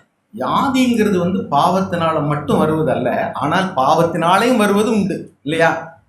38 வருஷமா இங்கே படுத்துட்டான். அப்போ அதுக்கு முன்னாடி தான் வியாதிப்பட்டிருக்கான், அவன் பாவம் செய்திருக்கிறான். அப்போ அவனுக்கு கிட்டத்தட்ட இப்போ கூடுதலான வயசு இருக்கும். பாவம்னு தெரிஞ்சு செய்கிற அளவுக்கு உள்ள வயசுல தான் அவன் பாவம் செஞ்சுருக்கணும். அந்த பாவத்து நிமித்தம் தான் அந்த வியாதி வந்திருக்கு. அதனால தான் சொல்கிறாரு, நீ சுகமாயிட்டு அதிக கேடானது ஒன்று வராதபடி நீ போய் இனி பாவம் செய்யாதேன்னு சொல்கிறார். இன்னொரு இடத்துல இவன் இப்படி குருடனாய் பிறந்தது இவன் செய்த பாவமா பெற்றோர்கள் செய்த பாவமானு கேட்கும்போது ஆண்டவர் இல்லைட்டார், பாவத்தினால இல்லைட்டார். அப்போ பாவம் இல்லாமையே ஒரு வியாதியோ ஊனமோ வர முடியும், பாவத்தினாலேயும் ஒரு வியாதி வர முடியும். அவன் வேலை செய்ய முடியாதவிட்டு படுத்த படுக்கையாக கிடக்கிறான். ஓகே, சரி. இப்போ அவனிடத்துல என்ன வார்த்தையை சொல்கிறாரு? த சேம் வேர்ட்ஸ் என்ன சொல்கிறார்? நீ போய் இனி பாவம் செய்யாதே. இதுதான் ரட்சிக்க வந்த ஆண்டவருடைய ஒரு விருப்பம். நீ போ, ஆனால் இனிமே பாவம் செய்ய. இதுவரை நீ செய்த பாவத்திற்குள்ள தண்டனையிலிருந்து, இதுவரை செய்த பாவத்தினால் வந்த வியாதியிலிருந்து நான் உனக்கு விடுதலை தந்துட்டேன். நான் ரட்சிக்க தான் வந்தேன். ஆனால் நீ போ, இனி பாவம் செய்யாது. இங்கே தான் தேவனுக்கு பயப்படுகிறவர்களா இருந்தால் நம்ம அட்வான்டேஜ் எடுத்துக்க மாட்டோம். ஆண்டவரே, நான் பாவம் செய்யாமல் வாழ விரும்புகிறேன். பாவம் செய்யாமல் வாழணும்னு எல்லாருமே விரும்புகிறோம். வார்த்தையை கேட்குறோம், தீர்மானம் எடுக்கிறோம், தோற்று போகிறோம். அப்போ ஆண்டவர் என்ன சொல்வார்? நீ போ, இனி பாவம் செய்யாது. எத்தனை முறை தான் அப்படி சொல்லுவார்? பேதுருக்கிட்ட சொன்னார். எத்தனை முறை சொன்னார்? 770. அப்போ 490 முறை இல்லை, எத்தனை முறைனாலும் மன்னின்னு அர்த்தம். இப்படி ஒரு மனிதனுக்கு சொல்லிட்டு நமக்கு மன்னிக்காமல் இருப்பாரா? ஒரே ஒரு காரியம் என்னன்னா, திட்டம் போட்டு வேணும்னு நீ தேவனை அசட்டை பண்ணி பாவம் செய்யாத. ஒருவேளை நீ தவறிட்டா, கோவப்படக்கோனா நினைக்கிறோம், கோவப்படுறோம், பலகீனத்தில் தோற்று போகிறோம். ஆனால் உண்மையிலேயே தீர்மானம் எடுத்து தோற்று போகும்போது நமக்குள்ள ஒரு துக்க உணர்வு இருந்து ஆண்டவரே என்னை மன்னிங்கன்னு சொன்னால் மன்னிக்க தான் செய்வார். ஏன்னா 1 யோவான் 2வது அதிகாரத்தில் ஒரு வசனம் இருக்குது, அதை வாசிங்க. 1 யோவான் 2வது அதிகாரம். ஒருவன் பாவம் செய்வானாக்கில் நீதிபரராய் இயேசு கிறிஸ்து அவனுக்காக பரிந்து பேசுவார். வாசிங்க 1 யோவான் 2ஆம் அதிகாரம். வாசிங்க. We have an advocate with the Father. நமக்காக வழக்காடுகிற ஒரு வழக்குரைஞர் அல்லது ஒரு வாதாடக்கூடியதான ஒரு வக்கீல் தேவ சமூகத்தில் இருக்காருன்னு நான் எழுதியிருக்கு. வாசிங்க. நீங்கள் பாவம் செய்யாதபடிக்கு இவைகளை உங்களுக்கு எழுதுகிறேன். ஒருவன் பாவம் செய்வானானால் நீதிபரராய் இருக்கிற இயேசு கிறிஸ்து நமக்காக பிதாவிடத்தில் பரிந்து பேசுகிறவராய் இருக்கிறார். வாசிங்க. நம்முடைய பாவங்களை நிவர்த்தி செய்கிற கிருபாசனபடி அவரே நம்முடைய பாவங்களை மாத்திரமல்ல சர்வலோகத்தின் பாவங்களையும் நிவர்த்தி செய்கிற படியா இருக்கிறார். அவருடைய கற்பனையை நாம் கைக்கொள்ளாமல் அவரை அறிந்திருக்கிறோம் என்பதை அதனாலே அறிவோம். போதும். அதுக்கு முன்னாடி 9ஆம் வசனத்தை வாசிங்க. 1வது அதிகாரம் 9ஆம் வசனம். 1 யோவான் 1. நம்முடைய பாவங்களை நாம் அறிந்துவிட்டால் பாவங்களை நமக்கு மன்னிப்பு எல்லா அநியாயத்தையும் நீக்கி நம்மை சுத்திகரிப்பதற்கு அவர் உண்மையும் நீதியும் உள்ளவராக இருக்கிறார். பாருங்க 25ஆம் வசனம். எபிரேயர் 7:25 வாசிங்க. அதாவது இயேசு ஆண்டவரை தேவனை நம்ம புரிஞ்சுக்கணும். அவர் நம்மை உண்மையாக நேசிக்கிறார். அவர் நம்மை குறித்ததான திட்டம் எல்லாமே நம்ம நல்லா இருக்கணுங்கிறதான். அவர் கொடுத்த கற்பனைகள் எல்லாமே நம்முடைய நன்மைக்காக தான். நாம் பாவம் செய்யாதேன்னு சொன்னது நம்ம நல்லதுக்காக தான். பாவம் செஞ்சு வியாதிக்கு உட்பட்டுறாத, பாவம் செஞ்சு ஆக்கினை தீர்ப்புக்கு உள்ளாகாத, நான் உன்னை ஆக்கினைக்கு உள்ளாக தீர்க்கும்படி வராமல் உன்னை ரட்சிக்கும்படி தான் வந்தேன். அதனால தான் சொல்கிறேன் நீ பாவம் செய்யாதேங்கிற. ஆக இந்த கற்பனையை நாம் எடுத்து ஆண்டவரே என்னால் முடியலையே எனக்கு உதவி செய்யுங்கன்னு சொல்லும்போது இது ஒரு சாரார். பாருங்க, அங்கே 2 சாரார் பார்க்குறோம். தன் பாவங்களை மறைக்கிறவன், இன்னொருத்தன் தன் பாவங்களை அடுக்கி. 2 பேருமே பாவியா இல்லையா? 2 பேருமே பாவி தான். அதான் இந்த ரோமர் 3 எழுதியிருக்கேன், எல்லாரும் பாவம் செய்து ஏகமாக கெட்டு போனார்கள். அப்போ இங்கே உட்கார்ந்து இருக்கிற எல்லாருமே பாவிகள் தான். ஒரு சாரார் மனம் திரும்பி பாவத்தை அறிக்கையிட்டோம், இன்னொரு சாரார் தன் பாவங்களை மறைத்து நீதிமான்களைப் போல மாய்மாலம் பண்ணுறாங்க. ஒரு சாராருக்கு ரட்சிப்பு, இன்னொரு சாராருக்கு ரட்சிப்பு இல்லை. தன் பாவங்களை மறைக்கிறவனுக்கு வாழ்வு கிடையாது, தன் பாவங்களை ஒத்துக்கொண்டு அறிக்கையிட்டவனுக்கு ரட்சிப்பு. அப்போ எல்லாரும் பாவம் செய்தார்கள், ஆனால் ஒரு சாரார் அதை அறிக்கையிட்டார்கள், ஒரு சாரார் அதை மறைத்தார்கள். காலையில் பார்த்தோம், அவர் என்ன சொல்கிறாரு? யோபு என்ன சொல்கிறாரு? நான் ஆதாமை போல மறைந்து கொண்டது, நான் அறிக்கையிட்டேன். ஸோ நம்ம அறிக்கையிட்டோம்னா இறக்கம் பெறுவோம். எத்தனை முறை விழுந்தாலும் பரவாயில்ல, நீங்கள் உண்மையாக மனம் வருந்தி நீங்கள் அறிக்கையிட்டீங்கன்னா ஆண்டவர் கண்டிப்பாக மன்னிப்பார். அப்போ அறிக்கையிடுறதுல 2 வேணும். வருந்தினா மட்டும் போதாது, வருந்துறேன் திருந்துறேன் வார்த்தையோடு நிற்கக்கூடாது, இயேசுவிட்ட வரணும். பேதுரு வருத்தப்பட்டார், ஆனால் இயேசுவிட்ட அந்த மன்னிங்கன்னு கூட கேட்கல. ஆனால் அவருடைய இருதயத்தில் ஐயோ உங்களுடைய துக்கப்படுத்திட்டேன்னு நினச்சார். ஆனால் யூதாஸ் காரியோத்து அவரும் வருத்தப்பட்டார், 30 காசு கூட எரிஞ்சிட்டார். ஆனால் தேவனிடத்தில் வரவே இல்லை. அவர் திட்டம் போட்டு பாவம் செய்தார். ஏன்னா அவர் அட்வான்ஸ் வாங்கிட்டு தான் போய் காட்டி கொடுக்குறாரு இல்லையா? மத்திய 26 வாசிக்கிறோம், you look for the opportunity.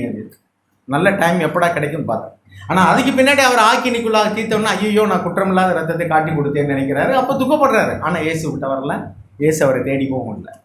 ஆனால் பேதுரு அவரை மறுதளிக்கணுங்கிற எண்ணமே அவர் கிடையாது. நான் மறுதளிக்கவே மாட்டேன், செத்தாலும் சரின்னு தான் சொன்னார். அது உண்மை. தேவன் அவருடைய இருதயத்தை அறிந்திருக்கிறார். ஆனாலும் கூட அவரால் நிற்க முடியலை.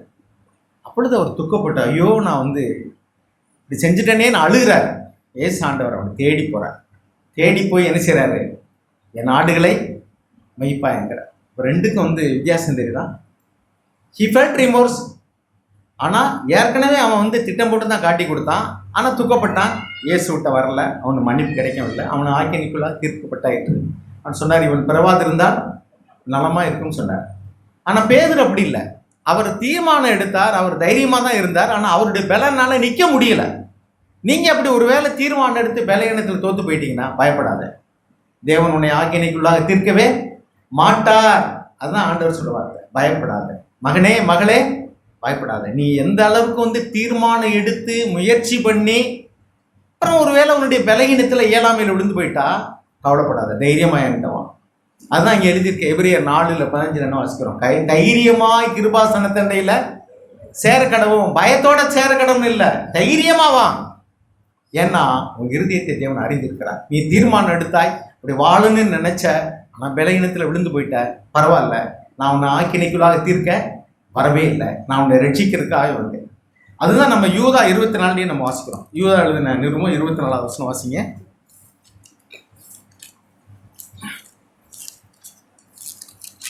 யூதா 24.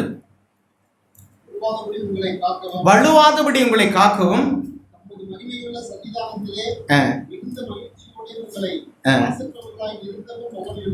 பாத்தீங்களா, அவர் வலுவாதபடி காக்க வல்லவர். பாவத்தை மன்னிக்கிறவர் மாத்திரமல்ல, பாவத்தில் விழாதபடி காக்கவும் வல்லவர். அதுதான் ரட்சிப்புல 2 பகுதி.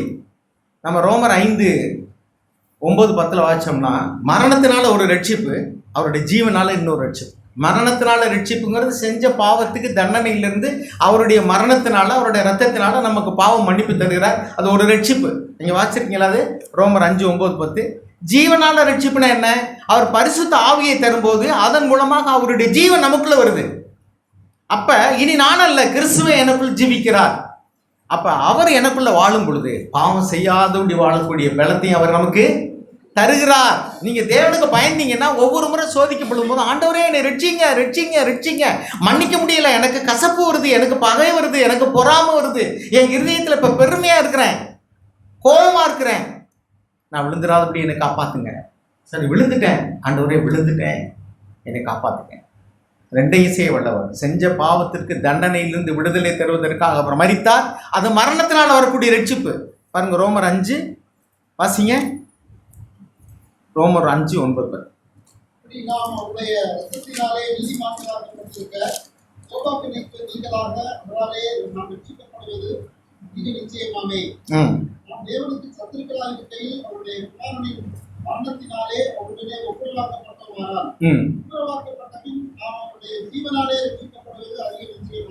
ஜீவனாலே ரட்சிக்கப்படுற ரட்சிப்பு ஒண்ணு, மரணத்தினால ரட்சிக்கப்படுற ரட்சிப்பு ஒண்ணு. 2 எழுதியிருக்கா? மரணத்தினால ரட்சிப்புனா செஞ்ச பாவத்தை அறிக்கையிடும் போது அவர் நமக்கு மன்னிக்கிறார், அவ்வளவுதான். அது அவருடைய மரணத்தினால, நம்முடைய ஆக்கினை தீர்ப்பை அவர் அடைந்ததுனால வரக்கூடிய ரட்சிப்பு. ஜீவனால ரட்சிப்புனா அவருடைய பரிசுத்த ஆவியை நமக்குள்ள நமக்குள்ள ஒரு புதிய ஜீவன் உண்டாயிருக்கு, நித்திய ஜீவன் உண்டாயிருக்கு. நித்தியமானவர் எனக்குள்ள ஜீவிக்கிறார். அப்ப அவரு என்னோடு பேசிக்கொண்டே இருக்கிறார் ஆவியானவர் மூலமா. இதை செய்யாத, இதை பார்க்காத, இங்க போகாத, இதை வாங்காத, உடனே மன்னிப்பு கேளு, தவறிட்டியா உடனே அறிக்கையிடு, திருந்து. அப்ப அவருடைய ஜீவனானவர், பரிசுத்த ஆவியானவர் நமக்குள்ள நித்திய ஜீவனாய் நமக்குள்ள பேசிக்கிட்டே இருக்கும்போது அந்த ஜீவனாலே வரக்கூடிய ரட்சிப்பு அதிக நிச்சயமாமே. அருமையானவர்களை, சில நேரத்துல இப்படி பாவத்தை குறித்து வாச்சோம். பாவத்திலிருந்து ரட்சிக்க வல்லவர், வியாதியிலிருந்து சுகமாக்க வல்லவர். அது மட்டும் கிடையாது, நமக்கு ஏதாவது ஒரு வழி அடையும் பொழுது இன்னொரு வழியை திறக்கிறவர். நம்ம ஏதாவது ஒரு பிரச்சனைக்கு, ஐயோ வழியே இல்லையா, நான் என்ன செய்ய போறேன் அப்படின்னு சொல்றோம், ஆண்டவர்கிட்ட போறோம். அவர் திக்கற்றவர்களின் தேவன், அவர் அனாதைகளின் தேவன். அவர் நான் என்ன செய்வேன்னு வழி தெரியாத பொழுது, இதுவே வழி, இதிலே நடவுங்கள் அப்படின்னு பாவத்தில் விழாதபடிக்கு பேசுகிற தேவன். ஏசாயா 30 வாசிக்கிறோம். 31:20 30:24 வாசி பாருங்க. அதே மாதிரிதான் நாம் பாவ சோதனைகளுக்கு உட்படும் போது தேவன் என்ன செய்யறாரு, நம்மள அதுல விழாதபடிக்கு காக்கிறார். அப்ப ரட்சிப்புல 2 பகுதி இருக்கு. செஞ்ச பாவத்தின் தண்டனையிலிருந்து விடுதலை, பாவம் செய்யாதபடி அந்த பாவத்தின் வலிமையிலிருந்து, ஈர்ப்பிலிருந்து பாதுகாக்கவும் அவர் வல்லவர். 2ஐயுமே அவர் செய்வார். அதுக்குதான் அவர் வந்தார். நான் பாவத்திற்கு தண்டனை கொடுக்கும்படி நான் வரல, ஆக்கினைக்குள்ளாக தீர்க்கும்படி நான் வரல. I have not come to condemn you, to judge you, I have come to save you. அப்போ அவருடைய நோக்கமெல்லாம் என்னை ரட்சிப்பதே நோக்கமா இருக்கிற அப்படின்னால, நீ விழுந்தாலும் தைரியமா எழுந்துரு, விழுந்தாலும் தைரியமாய் கிருபாசனத்தண்டியில வா. அவர் உன்னை போல சோதிக்கப்பட்டார். உன் சோதனையின் வலிமை என்னவென்று அவருக்கு தெரியும். உன் மாம்சத்தின் பலகீனம் என்னவென்று அவருக்கு தெரியும். அதனால நீ சோர்ந்து போயிடாத, மறுபடி வா. பாவத்தின் வஞ்சனை என்னன்னா, உன்னாலையெல்லாம் முடியாதுப்பா, எத்தனை முறை விழுந்துட்டா, இனிமேலும் போய் என்னமோ முடியும்னு நம்பிக்கிட்டு இருக்கேன், உன்னால அப்படி வாழ முடியாது. அவர் கடவுளை அவர் வாழ்ந்தாரு, நீ வாழ முடியுமா? அந்த கடவுள் எனக்குள்ள வாழ்கிற அப்படின்னால, என்னை பலப்படுத்துகிற கிறிஸ்துவனால எல்லாவற்றையும் செய்ய எனக்கு பலன் உண்டு. அவர் பாவத்திலிருந்து ரட்சிக்கிறதுக்கு மட்டும் இல்லை, இந்த உலகத்துல சாப்பாட்டுக்காக கூட ஜெபம் பண்ண சொன்னார். என்ன சொன்னார் அவரு? சாப்பாட்டுக்காக கூட ஜெபம் பண்ண சொன்னார். இந்த வாழ்க்கையில் அவருடைய வல்லமையை நம்ம வந்து குறைத்து மதிப்பிடவே கூடாது. Is almighty God. ஆல்மைட்டி காட்னா என்ன அர்த்தம்? என்னால் செய்ய முடியாத அதிசயமான காரியம் ஒன்று உண்டோ? 86 வயசுல வரைக்கும் குழந்தை பிறக்கும்னு நம்பினாரு ஆபிரகாம், பிறக்கலை. சாராளுடைய யோசனை கேட்டு அந்த நாட்டு வழக்கத்தின்படி அடிமை பெண்ணோட சேர்ந்து ஒரு பிள்ளை பெற்றாரு. 13 வருஷம் ஆண்டவர் அவர் பேசவே இல்லை. நீங்கள் ஆதியாகமம் 16 கடைசி வசனத்தையும் 17 முதல் வசனத்தையும் படித்து பாருங்க. 17வது அதிகாரத்தில் முதல் வசனத்தில் முதல்ல வேதாகமத்தில் எழுதியிருக்கு, நான் சர்வ வல்லமையுள்ள தேவன், எனக்கு முன்பாக நீ உத்தமனாக வாழ. அப்படின்னு என்ன அர்த்தம்? சர்வ வல்லமையுள்ளன்னு என்ன அர்த்தம்? என்னால் செய்ய முடியாத ஒரு அதிசயமான காரியம் ஒன்று உண்டோ? 86 வயசுல பிள்ளை பிறக்கலைன்னா 100 வயசுல பிள்ளை பிறக்காதா? அதுக்கு பின்னாடி ஒரு பிள்ளையை கொடுத்தார். அவர் நிரூபிச்சிட்டார். என்ன? என்னால் முடியாத காரியம் ஒண்ணுமே இல்லை, நான் சர்வ வல்லமையுள்ள தேவன். இப்போ சாத்தான் என்ன பண்ணா? இதெல்லாம் முடியுமாப்பா, இதெல்லாம் முடியுமா? இதுதான் அவிசுவாசத்தை கொண்டு வருது. அவிசுவாசத்தையும் சந்தேகத்தையும் பயத்தையும் கொண்டு வருகிறவன் சாத்தான். எதற்கெல்லாம் பயப்படும்படிக்கு, எதையெல்லாம் நம்ப முடியாதபடிக்கு, தேவனுடைய வாக்கு தத்தங்களையே நம்பாதபடிக்கு ஒன்று செய்வான். அதான் பாவத்தின் வஞ்சனை. பாருங்க, அந்த 2 நாளைக்கு முன்னாடி ஒரு காரியம் நடந்தது. எங்க சர்ச்சுக்கு பக்கத்துல இப்படி ஒரு மில்லு இடம் இருக்கு. நான் வேலை பார்த்த மில்லோட இடம் தான். எங்க வீட்டை தாண்டினா அடுத்தாப்புல தான். கொஞ்ச நாள் சர்ச்சில் கூட்டுற குப்பை எல்லாத்தையும் கொண்டு அங்கே போட்டு நாங்கள் தீ வச்சு விட்டுறோம். அங்கே உள்ளவங்க எல்லாரும் அங்கே தான் கொட்டுவாங்க.